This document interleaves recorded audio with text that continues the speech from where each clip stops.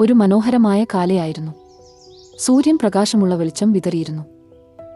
അപ്പോൾ ഒരു മനോഹരമായ നീല നിറത്തിലുള്ള ചിത്രശലഭം നിറങ്ങൾ നിറഞ്ഞ തോട്ടത്തിൽ പറക്കുകയായിരുന്നു.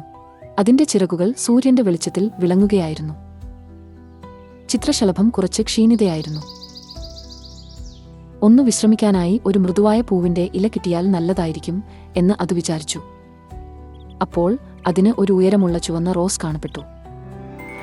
ഇത് നല്ല ഇടമാകാം എന്ന് ചിത്രശലഭം വിചാരിച്ചു. പക്ഷേ ആ ചുവന്ന റോസ് കാറ്റിൽ ആടിക്കൊണ്ടിരുന്നു. അത് ചിത്രശലഭത്തിന് സ്ഥലം നൽകാൻ തയ്യാറായില്ല. ചിത്രശലഭത്തിന്റെ ചിറകുകൾ വേദനിച്ചു, എങ്കിലും അത് പറക്കുന്നത് തുടർന്നു. ചില ദൂരത്ത് ഒരു ചെറിയ മഞ്ഞപ്പൂവ് കാണപ്പെട്ടു. അത് വലിയതോ അതിയായി പ്രകാശമാനമോ അല്ല, എന്നാൽ സൂര്യന്റെ വെളിച്ചത്തിൽ അതിനൊരു ചിരി പോലെ തോന്നി. ചിത്രശലഭം മൃദുവായി പറന്നു ആ പൂവിന്റെ മുകളിൽ ഇരുന്നു.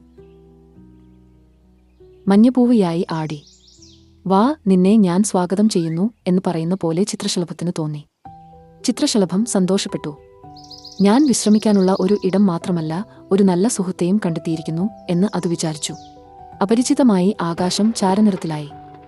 തണുത്ത കാറ്റും മഴയും എത്തി.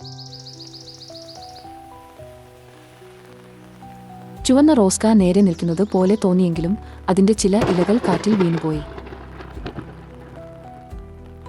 മഞ്ഞപ്പൂവ് ചെറിയതായിരുന്നെങ്കിലും താഴേക്ക് വളിഞ്ഞ് അതിന്റെ മൃദുവായ ഇലകൾ കൊണ്ട് ചിത്രശലഭത്തെ സംരക്ഷിച്ചു. മഴ നന്നായി കഴിഞ്ഞതോടെ സൂര്യൻ വീണ്ടും പുറത്തുവന്നു. ചിത്രശലഭം അതിന്റെ ചിറകുകൾ ചലിപ്പിച്ചു.